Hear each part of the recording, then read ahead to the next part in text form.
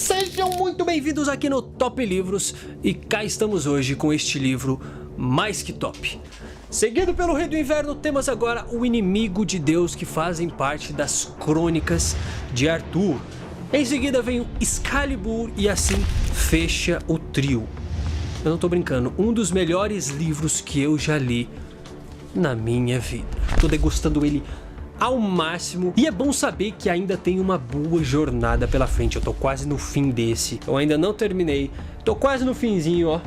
Falta pouquíssimas páginas, terminei o primeiro. E é bom saber que ainda tem uma longa jornada pela frente com mais um livro pra fechar o trio.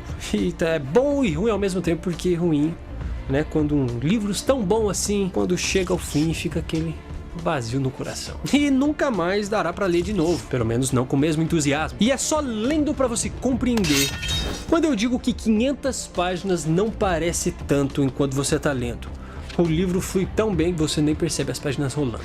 E se você tá aqui pela primeira vez e desconhece as Crônicas de Arthur de Bernard Cornwell, é uma mistura de ficção histórica e mitologia arturiana. E conta a história da Grã-Bretanha, atual Inglaterra, 480 anos depois de Cristo. O primeiro livro é de 480 anos e o segundo é 495 anos depois de Cristo. Isso são os anos em que se passam os dois primeiros livros da história de Bernard Cornwell. Aqui só para deixar claro e não ter nenhuma contradição com outras versões e histórias de Arthur. E pelo menos aqui algumas coisas são diferentes, alguns detalhes pequenos e grandes. Porque não se sabe muito dessa época, imagina.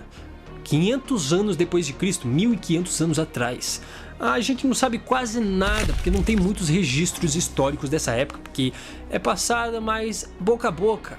E poucos registros que tem foram contados muitos anos depois da existência de Arthur, porque as histórias eram interpretadas de muitas maneiras diferentes e editadas por muitos. E embora hoje se tenha muitos fatos que comprovam a existência de Arthur, não se tem a exata certeza de que um Arthur ou um rei Arthur realmente existiu. Aqui nas últimas páginas do primeiro livro, Bernard Cornwell nos conta um pouco sobre essas imensas fontes de informações e as versões diferentes da história de Arthur que ele encontrou quando ele foi pesquisar para escrever os livros. Quando ele foi escrever os livros, ele buscou muito do que se tem de histórias e registros dessa Idade das Trevas, porque se tem muito pouco registro sobre essa época. Há muitas versões que dizem que quando os romanos partiram da Grã-Bretanha e deixaram ali um completo caos, com uma briga entre as religiões, entre o cristianismo e o druidismo, que era a religião dos britânicos, e um tolerava o outro.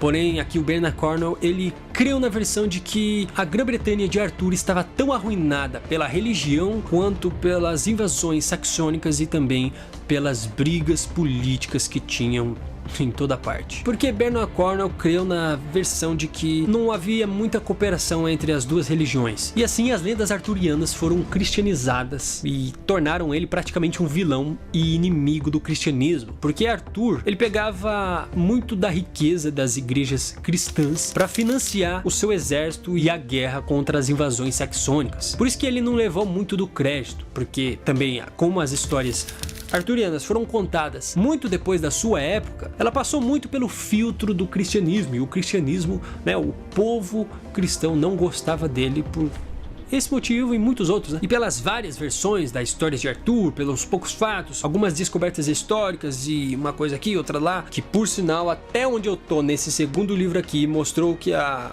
escassez de registros históricos abre um mundo para a imaginação.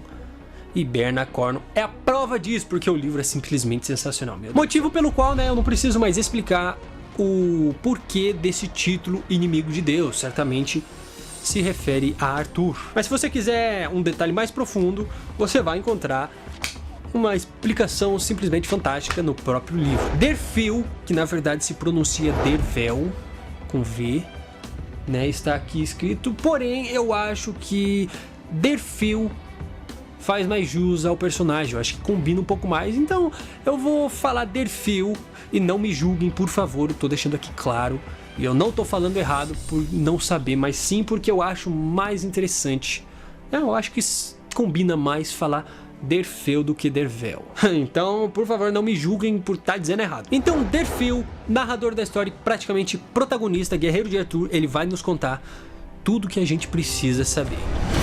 A escrita de Bernard Cornwell.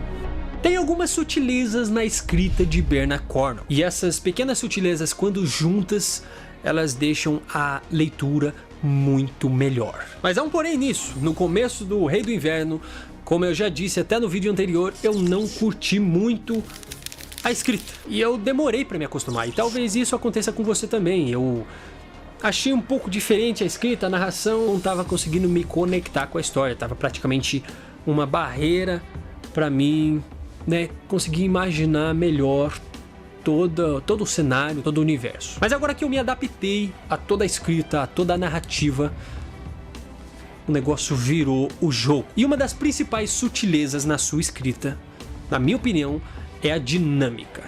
Por mais incrível que pareça. Muitos podem até discordar dessa opinião, mas eu acho que Bernard Cornwell tem uma dinâmica, uma fluidez muito foda nas Crônicas de Arthur. Isso desde o gancho que a história faz em você até a construção das palavras.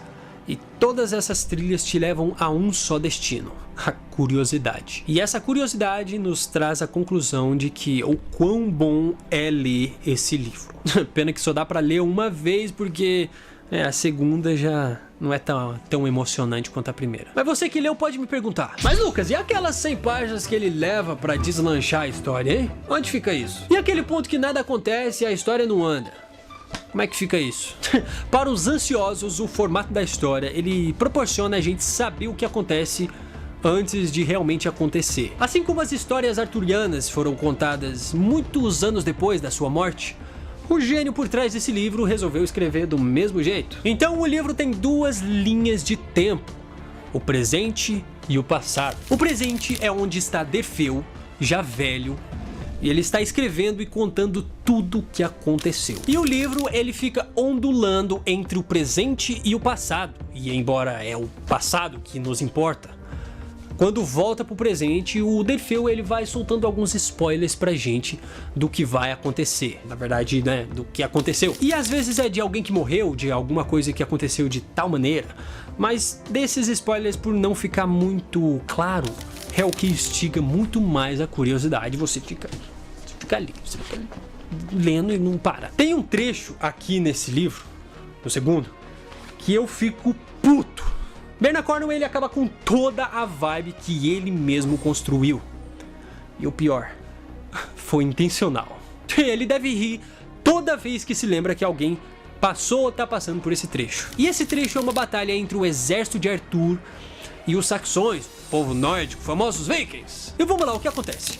A batalha tá aqui rolando show de bola, aquele cenário incrível que Bernard Cornwell construiu, e de um momento para outro ele parte de uma linha do tempo e volta para outra. Da batalha, do meio da batalha ali, ele deixou tipo incompleta, tava todo mundo guerreando, ele parte para onde Derfeu está escrevendo a história. Digamos, o presente que é o futuro. E aí Derfeu diz: e vencemos a batalha. Custava esperar 2 pagininhas pra dizer isso, mas não, tinha que fazer isso. E aí a gente volta pra batalha já sabendo quem vai vencer. Porra, meu! Esse é motivo de cravar um 10 aqui nesse livro. É isso! A essência de um verdadeiro livro. A emoção. Nem que a emoção faça você dizer filho da mãe, mas é uma emoção. E pra mim o livro não tem que agradar. A emoção seja boa ou ruim, despertou uma emoção, o livro é top. Narrador de batalhas. Essa aqui não é sutileza, pode apostar. Bernard Cornwell pra mim agora é considerado um narrador de batalhas. Muitos livros de fantasia e batalhas, guerra medievais, em trechos de batalha, de guerra, eles são um pouco esclarecidos e às vezes são até confusos, onde você tem que colocar uma atenção muito grande para você entender. E alguns desses, em comparação com as Crônicas de Arthur, a diferença é gigante. E aqui você não precisa fazer esforço nenhum, porque parece que quando chega em momentos de batalhas, é a especialidade de Bernard Cornwell. Uma coisa que eu notei, foi o primeiro livro que me despertou isso, é quando você percebe o estado de espírito mudar. Aquele momento que a agitação vai começando, as paredes de escudo vão se formando e você sente que a vibração mudou. Você sabe do que eu tô falando? Onde você sente um pouquinho da adrenalina do personagem. Com os tambores de guerra, o soar dos chifres saxões, você aumenta a trilha tocando, tu bota o fone e parece que você tá dentro da cena. E a mão até formiga. Você deve estar achando que eu me empolgo demais, né? Mas já que eu tô lendo um negócio épico, por que não tirar o máximo, o melhor que eu poderia? Se é pra entrar na história que entre de cabeça, só se vive uma vez? Ou melhor, só se lê de verdade uma vez. Eu agradeço a sua atenção. Se inscreve. Excalibur, me aguarde.